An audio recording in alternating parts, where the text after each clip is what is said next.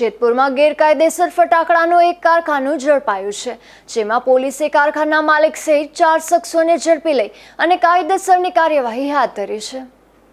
ધોરાજી તાલુકાના સુપેડી ગામનો કારખાના માલિક જેતપુરમાં ફટાકડાનું કારખાનું ચલાવી રહ્યો હોવાની માહિતીના આધારે રાજકોટ ગ્રામ્ય એસઓજીએ ગેરકાયદેસર ફટાકડા બનાવવાનું મસમોટું કારખાનું પકડી પાડ્યું છે।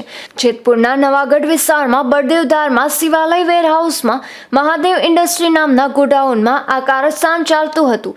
આ ગોડાઉન પાસે રહેણાંક વિસ્તારો પણ આવેલા છે, તેમ છતાં આ ગોડાઉનમાં કોઈપણ પ્રકારના લાયસન્સ કે પરવાના વગર ફટાકડા બનાવવાનું મોટા જુદા જુદા કેમિકલ અને રો મટીરિયલ્સ રાખવામાં આવ્યા હતા અને આ કેમિકલ્સ અને રો મટીરિયલ્સમાંથી ફટાકડા બનાવવામાં આવી રહ્યા હતા।